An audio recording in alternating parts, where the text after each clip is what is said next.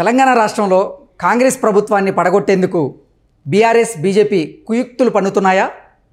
ఆ దిశగానే BRS BJP అడుగులు వేస్తున్నాయా అంటే అవునని సమాధానం ఇస్తున్నారు కొంతమంది రాజకీయ విశ్లేషకులు.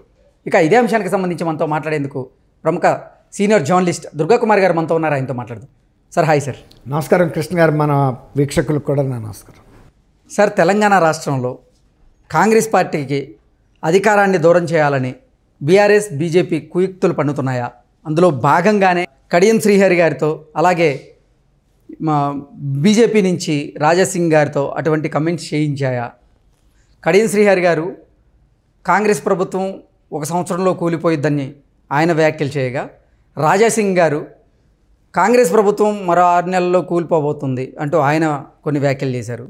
ఏంటి నిజంగా కాంగ్రెస్ ప్రభుత్వాన్ని దించేసేటువంటి ప్రయత్నం బీఆర్ఎస్ అలాగే బీజేపీలు చేస్తున్నాయా అంటే ఏం చెప్తారు సార్? ఒకటి, ఇప్పుడు మనిషి జీవితం ఎంత అశాశ్వతమో ప్రభుత్వాలు కూడా, ఏ పార్టీ ప్రభుత్వాలైనా అంతే అశాశ్వతం కృష్ణ గారు. ఎందుకంటే ఎప్పుడు ఏ రాజకీయ పరిణామం జరుగుతుందో దాని ప్రభావం ఎట్లా వెళ్తుందో మనం చెప్పలేము. దాని ప్రభావం అనేది ఎట్లా చూపిస్తుందో. మొన్న చంద్రబాబు నాయుడు గారి ఇన్సిడెంట్ ఒక ఆంధ్రప్రదేశ్లో జరిగిన ఇన్సిడెంట్, దాని ప్రభావం ఢిల్లీ వరకు చూపించింది. పక్క రాష్ట్రమైన తెలంగాణ పార్టీలో తెలంగాణ ప్రభుత్వం యొక్క విజయ అవకాశాల మీద కూడా చూపించింది.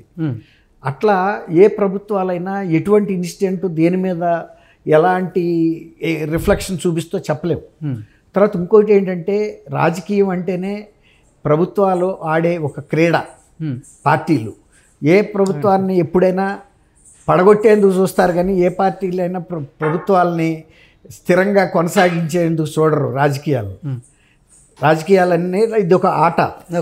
ప్రతిపక్షాలు పడేయటానికి చూస్తాయి, అధికార పార్టీ వాళ్ళు నిలబట్టడానికి చూస్తారు. కబడ్డీ లాంటిది. అవతల క్యాండిడేట్ యువతల కోతకు వస్తే పట్టేయడానికి చూస్తారు. అతను వీళ్ళ నుంచి తప్పించుకుని తిరిగి మళ్ళీ వెళ్ళటానికి అతను చూస్తాడు. ఇది కూడా అంతే, ఒక రాజకీయ కబడ్డీ క్రీడ.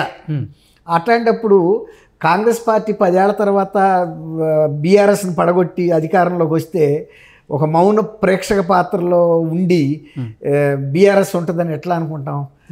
ఏ క్షణాన ఎప్పుడు అవకాశం దొరికితే అప్పుడు వేసేయడానికే చూస్తారు. దానితోడు బీజేపీ లాంటి పార్టీ, వాళ్ళకు కూడా జాతీయ స్థాయిలో పోటీ పార్టీ అంటే కాంగ్రెసే.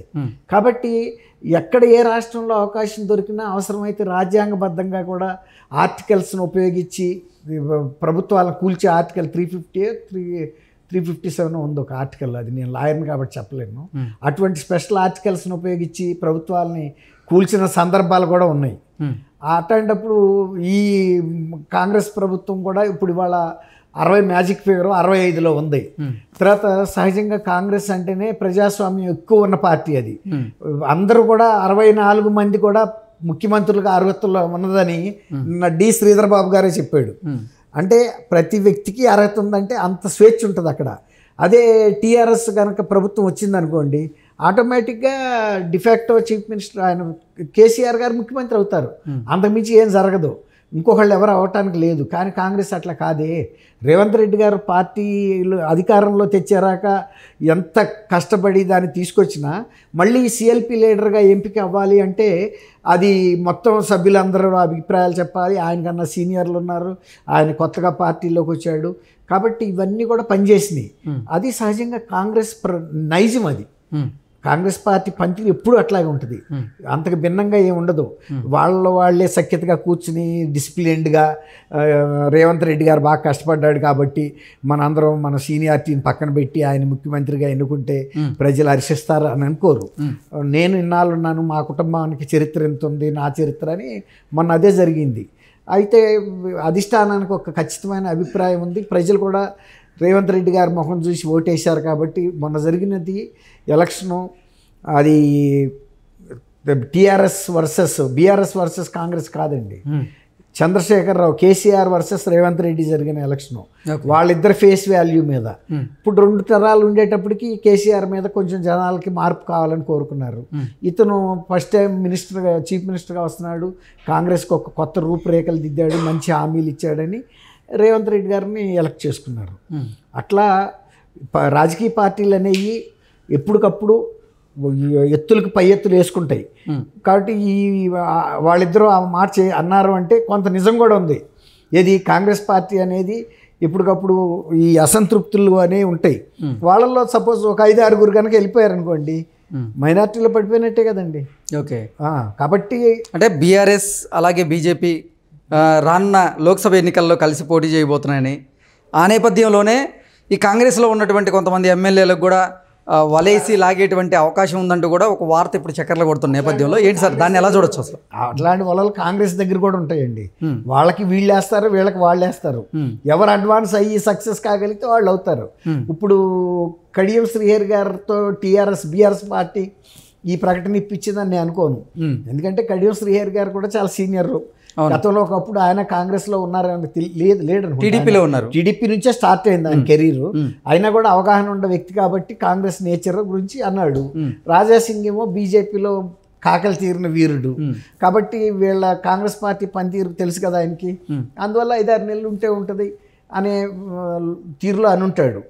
కానీ ఈ రెండు పార్టీలు బీఆర్ఎస్ కాంగ్రెస్ని అస్థిరపరచడానికి కానీ పడగొట్టడానికి కానీ ఏ చిన్న అవకాశం వచ్చినా పూర్తి స్థాయిలో ఉపయోగించుకుంటాయండి.